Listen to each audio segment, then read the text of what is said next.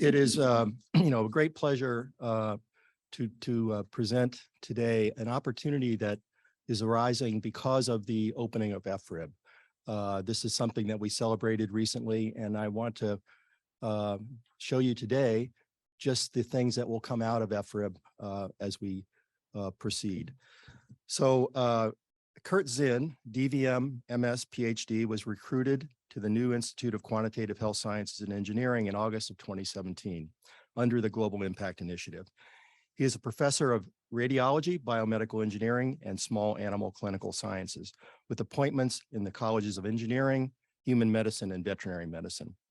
Dr. Zinn completed his undergraduate studies in chemistry at the University of Missouri-Columbia, followed by a veterinary medicine degree and graduate education at UMC, where he earned MS in chemistry and a PhD in biochemistry. He joined the University of Alabama at Birmingham radiology faculty in 1995 after 9 years as a scientist at the University of Missouri Research Reactor, the highest-flux research reactor in the U.S.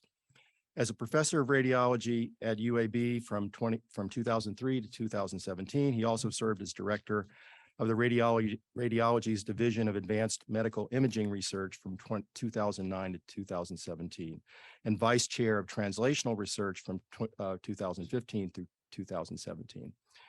A Distinguished Investigator Award was presented to Dr. Zinn in 2015 by the Academy of Radiology Research.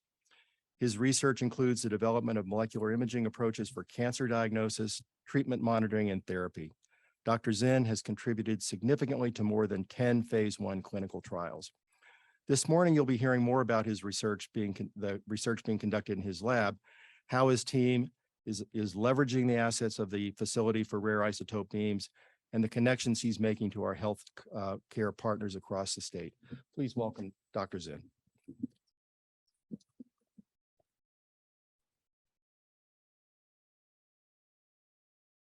Well, thank you so much for that kind introduction. And I want to thank the MSU leadership and the Board of Trustees for the opportunity to talk about my research today. I really appreciate that. I came here almost 5 years ago, attracted here because of the new Institute of Quantitative Health Science and Engineering, an interdisciplinary institute, but also because of the FRIB that was going to be opening eventually, and also because of veterinary medicine, my interest in clinical trials and companion animals for testing.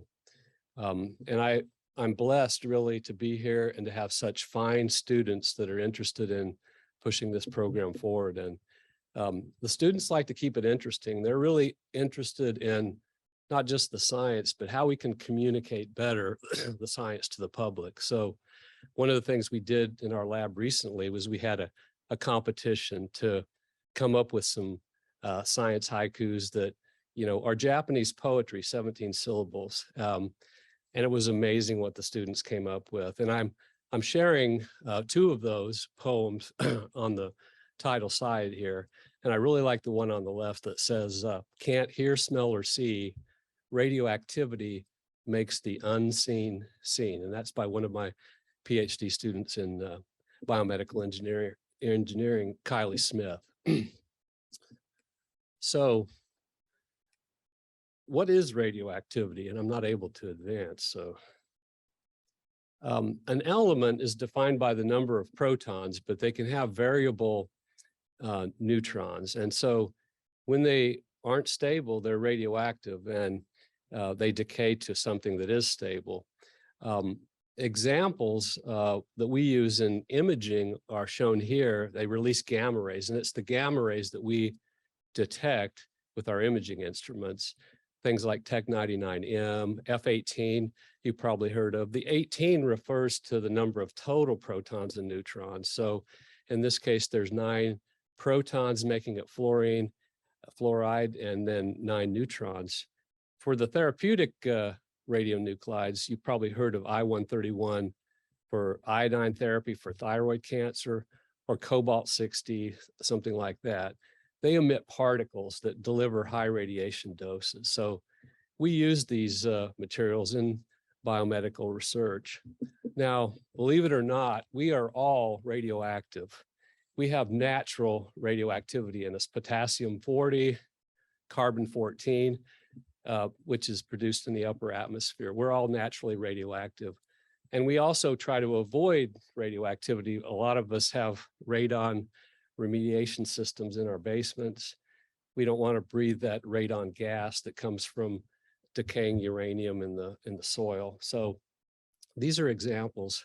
Most radioactivity and radioisotopes come from something like a research reactor. And this is the University of Missouri Research Reactor. We're looking at the core from above through 25 feet of water for shielding, but they're coming from reactors or from cyclotrons, and now also from the FRIB. At the center of what we do is the radioisotope, and it's the raw material. We convert that raw material into a compound, an imaging agent, and we have really a molecular imaging and therapy toolkit, so we can pick and choose which tool that we use to interrogate the biology. And the way that that works is that we first tested in vitro in cells and culture. We then moved to preclinical models in rodents. You probably know something about our imaging systems in the IQ. They're really advanced. And we also need larger animals for parts of our research. And we've been lucky and fortunate to get funding from NIH for a center of excellence for large animal imaging, one of the only places in the world to be able to do this. Eventually, we do our imaging in humans because we want to improve the health of humans for detection of disease or for therapeutic intervention. So this is sort of the scope of what we're doing. The radiopharmaceutical agent itself, as I mentioned, has that raw material, the radioisotope. It's bound with a chelator, which is just a compound that holds it to the targeting molecule tightly. And the targeting molecule is really what seeks out, in this case, the cancer, and unlocks it so that we can find it and that we can treat it. And the isotope helps us with that because it emits those gamma rays or those particles that can deliver radiation therapy. And so that's what we do. We develop imaging agents and therapeutic agents for clinical trials. Here's an example of an imaging agent called FDG, fluorodeoxyglucose. Through our partner at Cardinal Health here at MSU, we make about 38,000 doses of this every year, and we distribute to the whole state of Michigan. And this is used for identifying cancer throughout the body. You know, the hot spots that show up here on the arrows are where cancer has metastasized. And it helps us to understand, you know, how advanced the disease is, and it changes how we treat the disease if it has metastasized. And the only difference between FDG and regular glucose is that fluorine 18, which is produced in the cyclotron, and it's emitting gamma rays that we detect when cancer metabolizes that radioactive glucose. And the reason it does is it needs it for energy. So it has a higher energy metabolism than the surrounding normal tissues. This is my vision for innovation using the resources here at MSU, the unique resources, the FRIB for the basic research and the availability of the radioisotopes. We have many departments working basic research in cancer, and we're filling in the gaps now to be able to do translational work. I submitted an idea called Advancing Radiopharmaceutical Targeting as part of the strategic plan, the sustainable health pillar. And this is what I envision using the raw isotopes.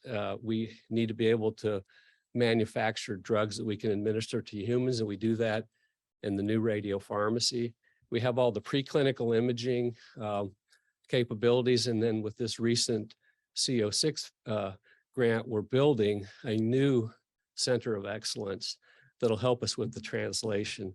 And of course, what we're doing is we're driving this towards testing with our partners at Henry Ford and Spectrum.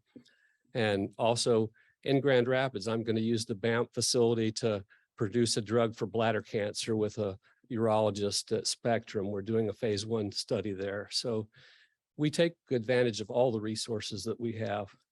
This is a picture of the radiopharmacy in the basement of the radiology building adjacent to the 2 medical cyclotrons there where FDG is produced.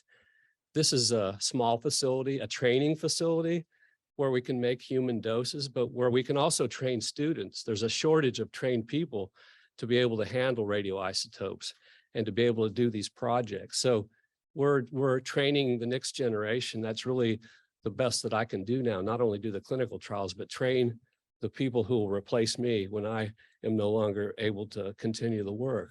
This facility is a small facility. It's complementary to what has been built in Grand Rapids in the Doug Meyer Innovation Building. And we plan on using both and using the new imaging equipment, the whole body PET that Dr. Stanley mentioned in his earlier statements. This is a module, a synthesis module, where we convert that raw radioisotope into a final product, a compound that we can use in humans. Each one of these glass vials can be a reaction or a compound for a reaction, and we can do multiple reactions and purification steps, all behind 4 inches of lead shielding so that we can do it in a safe way and in a controlled environment. So here's the pipeline that I'm working on. This is me trying to get clinical trials done. I'm in the trenches working, trying to get the toxicology done, trying to get the FDA approvals to move forward. We have a new first-in-class antibody that targets tumor endothelium and is pumped into tumors, and that is great for delivering isotopes for imaging and therapy. We have this funded trial with Dr. Lane for bladder cancer, and then we're working on eventual future trials for ovarian cancer and for other solid tumors like breast cancer. I wanted to share a little bit of data. This is a mouse with ovarian cancer that did not receive treatment. It's one of the top lines here, the red line, and you can see from the time the study started till 60 days later, the tumor increased from 100% to about 2,000, about a factor of 20 in growth, and it spread throughout the whole peritoneal cavity of the mouse. We're imaging with the firefly luciferase. It's light from a lightning bug gene that we cloned and put into the cancer cell. So we detect the cancer by the light that's emitted. And really the importance here is the third group, the green group, the money group, the targeted antibody that prevented the cancer from growing. And that's the bottom line. It's a flat line. And that's what I want to show in this slide. The tumor's almost gone in this example mouse from 2 treatments with this radioisotope that emits alpha particles. And this is a collaboration with Niowave, a local company that makes radioisotopes as well. We got started because FRIB's not quite ready to deliver, and harvest the isotopes they just opened. So this graph shows each individual mouse and how we imaged them every week to look at how the tumors are growing. And you can see that some of the tumors went down by a factor of 100 or a factor of 10 or stayed constant. It's variable. We didn't cure all the animals, but what we did was have a really good response. And what we're trying to do in the future is to combine this with immunotherapies and to really train the immune system to be able to respond to the cancer and eliminate it when the cancer comes back. So that's the real excitement for me, is the future where we can use radiation therapy with radioisotopes with immune therapy and then get a systemic immune response to protect the recurrence of cancer for the future. In other studies, we're working on new ways to image waste clearance from the brain as part of Alzheimer's disease. And we work with strategies to improve red blood cell storage and also type 1 diabetes. We have a clinical trial plan that's supported by the Helmsley Foundation. So it's not just cancer, it's multiple other types of programs that are impacted with radioisotopes. And with that, I want to introduce you to my students and postdocs, a great group, a diverse group that are really the next generation. They have these unique opportunities for training here at MSU, for bringing this for the future, and I'll take any questions that you have. Curious, how do you train the immune system to respond to cancer? Is it part of the therapy, or I'm just curious how that happens? We're interested in the alpha particle therapy, where we can give repeated therapies safely, and we induce a lot of double-stranded DNA breaks. And when we combine that with checkpoint inhibitors, basically we use that's the immunotherapy. We can set up the immune system to respond to the actual cancer. And then, there's a lot of really great work just very recently that's come out that we have to fraction the dose of radiation and have those on board at the right time. So that's part of what we're working on for the future, is being able to do that. That if you're successful, it has great application to a lot of cancers. Oh, absolutely.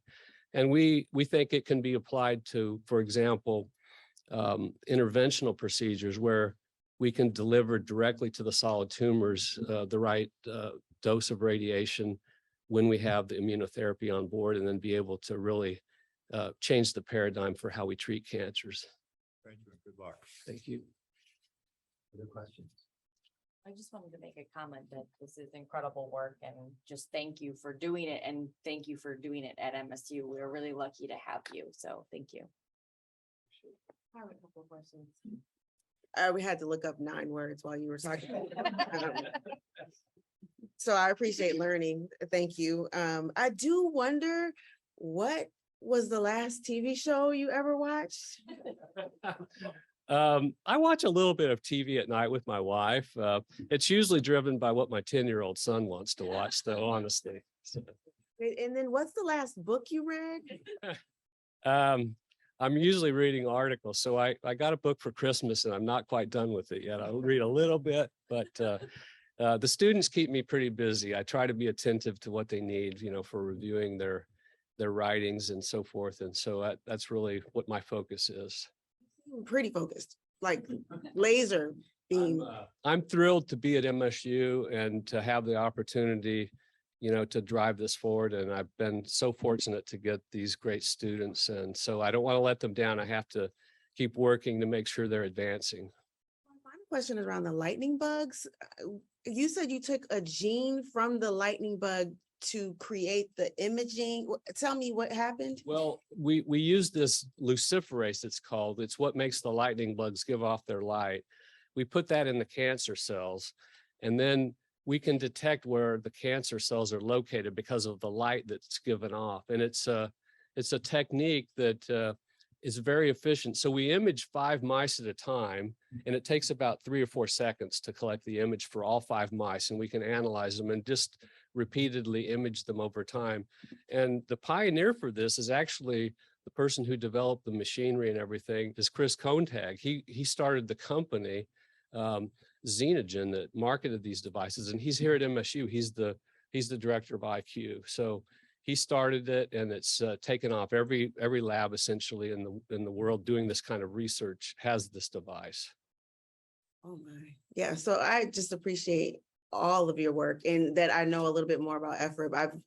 We've toured, I think all of us have toured that facility, and it's amazing, but I didn't understand most of the things that were happening. So thank you for breaking some of it down. I probably got 60% of what you said, but I appreciate you giving us in bite-sized terms some of these things that we know are going on that are awesome. Final question. Have you ever heard of the radioactive rap by Frosty MC? And no. I have not. I'm gonna send it to you. I'd I like think to you'll know like it. more. I think you'll like it. Yeah, In thank your you. spare time. And I just want to jump in on that to say, like, we've toured FRIB. I've stood where the large animal imaging is in Vet Med, and we've been in the VAMP facility in Grand Rapids, and I've every time been awe-inspired by these incredible facilities we have, but I've wondered how they're used, and it didn't even occur to me that they could be used in tandem and connection in the way that you are. So I really appreciate hearing how these things are operating on the ground. And also as someone who never met her grandmother because she passed away of ovarian cancer very young, I was especially touched by the example. So thank you for the work that you're doing. And thank you for showing us how you're doing it. Thank you. And thank you all for your support and for your dedication to MSU. We really appreciate it. Well, I would just say that we are so glad that you chose to come to Michigan State University. And so thank you for bringing your research here and being part of the MSU family. And putting biomedical research here at MSU on the map. Chair, Hannah has a question. Okay. Hi there. I actually have two questions. First off, if the cancer never truly goes away, then can you foresee this being a medicine that people take for the rest of their lives every 2 weeks? I don't think it will have to be that at all. The model that I showed you was human tumors growing in a immune compromised mouse. And we've moved exclusively now to doing these experiments in immune competent animals that can mount this immune response. So I think once we do have a successful immune response, then we won't have to keep treating, but we will keep monitoring. We have to, monitor, and not every person responds the same. So we have to monitor. And then if we do need to give a retreatment, that we can do that. Second, as a scientist myself, I personally am in need of radioactive isotopes, C13, for example. I'm a plant scientist though, so I don't necessarily collaborate with EFRIB on a daily basis. Is there a way that we can access that kind of gas for our studies or anything? Yeah, there's been a white paper written on all the isotopes that'll be available, from the FRIB. Greg Severin wrote that, and that's available. You could check that. Of course, Department of Energy has plans to distribute some of these radioisotopes, and they've invested a lot of money for the hot cells to be able to do the harvesting, and that's coming online next year. So they'll be available from the Department of Energy too, I think. At a slightly discounted price? We hope here that especially the short-lived ones, we can get for a very low price, maybe not even have to pay because of the proximity. So yeah, and we're interested in a number. I mean, the example I had in the slide, the bromine 76, that's a 16-hour half-life, has similar chemistry to the fluorine 18. We're interested in that because of the longer half-life. It's carbon-13 gas. Carbon-13 gas is $242 a liter. It's cost prohibitive. Thank you.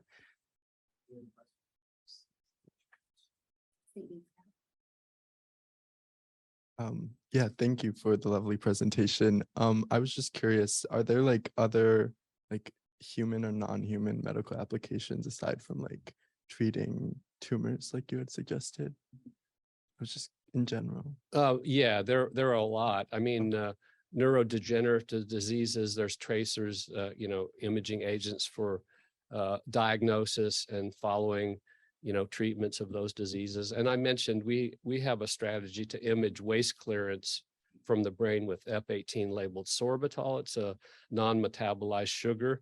We want to look at bulk clearance because we know that defective waste clearance from the brain can lead to protein accumulation and a lot of the tauopathies that happen over many years.